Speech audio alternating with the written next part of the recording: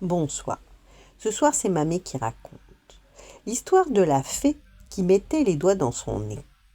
Il était une fois une petite fée qui mettait les doigts dans son nez, sans même y penser, sans le remarquer. Rien à faire pour la corriger. Dès qu'elle s'ennuyait, ses petits doigts se réveillaient, et là, ils bougeaient, se tortillaient, pas moyen de les en empêcher.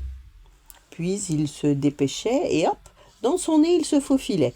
Un peu, il la chatouillait, puis il s'y installait. Et jamais Julie ne leur interdisait. Alors ils en profitaient. À chaque moment, quand Julie lisait sur le divan, quand elle regardait la télévision dans le grand salon, ou quand elle écoutait les autres fées qui parlaient. Et souvent sa marraine grondait. « Julie, retire tes doigts, assez ! Que font-ils encore dans ton nez ? Si tu continues, il s'élargira, et c'est à celui d'un petit cochon qu'il ressemblera. Pour de bon !»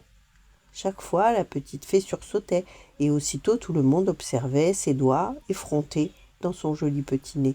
« Approche-toi, vilaine fée !» répétait la marraine agacée.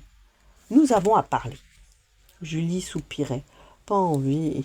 Je veux rester ici. » Elle détestait être grondée par sa marraine adorée, surtout devant les autres fées. « Marraine, il faut que je t'explique. Mes doigts sont magiques. Ils bougent tout seuls, sans s'arrêter. Ils ne veulent jamais m'écouter. »« Des doigts magiques !» Marraine la fée eut une idée.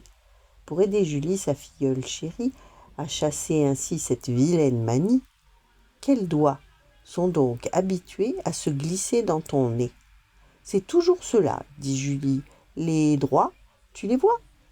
Puis elle tendit les coquins frétillants au bout de sa main. « Ne faites pas les malins, marraine va m'aider, c'est certain. »« J'ai trouvé !» s'écria marraine la fée. « Nous allons occuper cette menotte désœuvrée.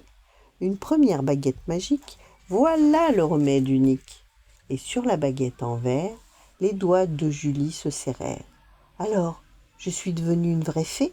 demanda Julie très fière. « Oui, » dit la marraine, « et une vraie fée ne met plus les doigts dans son nez. Viens donc ici m'embrasser. » Voilà. Bonne nuit, faites de beaux rêves et à demain.